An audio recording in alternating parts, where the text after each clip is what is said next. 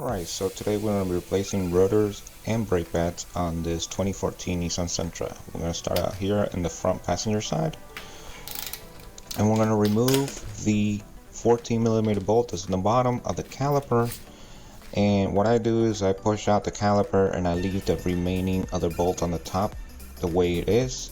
It comes out with a slider pin already attached to it. If you'd like to go ahead and remove both 14mm bolts, that's totally up to you. This is the way I do it. And then next I'm going to proceed by removing the two 17mm bolts that are in the back. These are very tight, so you want to make sure you have something that has very good leverage, or an air gun, or whatever you're using. If you live in the northern areas, my best advice is use a pry bar in the back and try to pry the rotor out.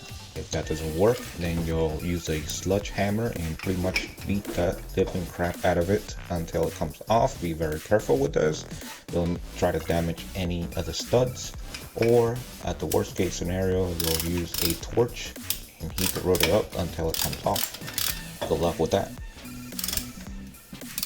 Now what we're gonna do is retract the piston back into the caliper. If you're interested, I will link this tool in the description box below this video. That way you can click on it, browse it, and if you like, you can go ahead and purchase it. Thank you for watching. If you feel like you're taking advantage of this video and it's helping you, click that like button, subscribe to this channel, and hit that bell notification button if you want to get notified next time I post a new video.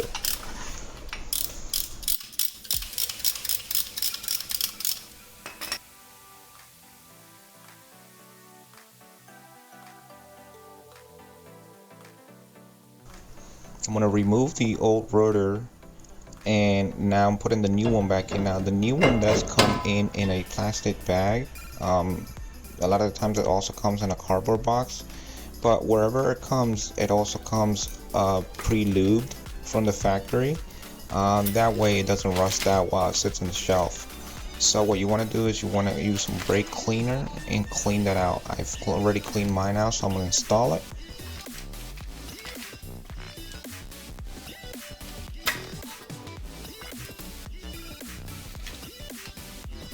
And now I'm going to go ahead and take the brake pads off, the old ones, and here are the new ones. You can see the difference. So what I want to do is use that Moly brake lube that comes in the brake pad package, and I'm going to apply it to the back of the pad, and then I'm going to install my shims. It is an anti-squeal lube, so it prevents squeal, prevents squeaking, or it may prevent any other noise that it could happen from you applying your brakes.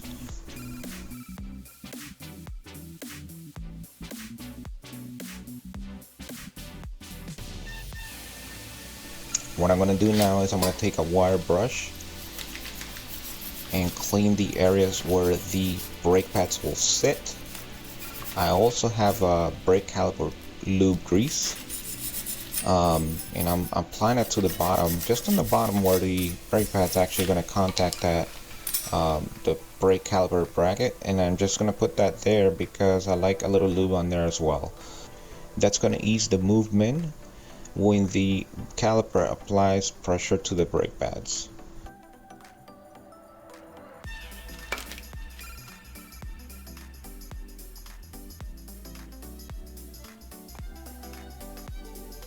Now here's a tip when installing the new brake pads back into the caliper bracket. Make sure you take a look at the old pads. As you can see here, that circle mark, that was the rear pad. So you want to go ahead and put that rear pad here because this is the wear indicator. So you want to install the new one just the way the old one was.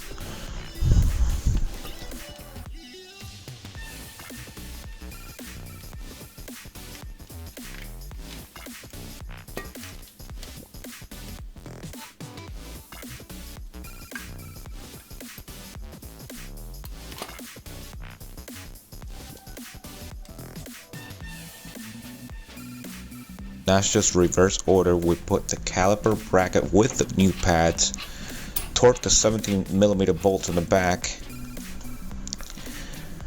Now once they're torqued, make sure that you take these sliders from the caliper bracket, put a little lube on there so they slide in and out nice and easy.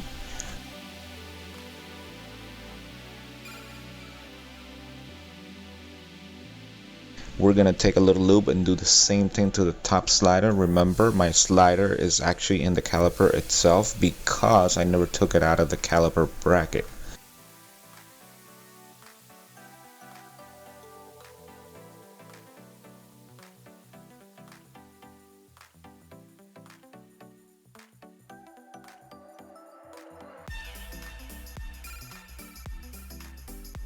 Slide that one in, make sure the brake pads are still seated properly, and all we got left to do is install our bottom bolt. Once we installed our bolt, that pretty much concludes this side. Now this was the quick version of replacing brake pads and new rotors on the passenger side. Now I also filmed the driver's side, and it's pretty much the same procedure as the passenger side, so just keep watching back, relax, enjoy. And if you have any comments, any suggestions, any questions, just reach down to that comment box down below and let me know what you think.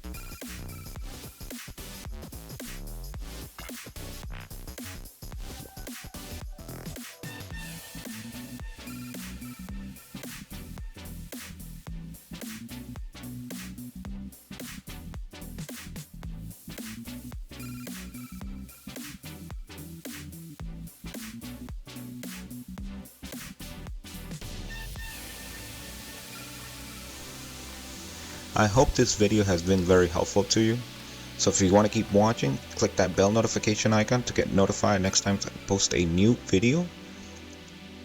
It's always a pleasure knowing that people can benefit from my videos. So if you'd like to see more upcoming content, please click that subscribe button. I have more exciting stuff coming up to the channel in the near future. If you're new here, what I do here is automotive repairs, automotive maintenance, and I give you advice based on my 17-year experience. So keep checking back in for more content. Thank you so much for watching, educating yourself, and making progress. Best to you.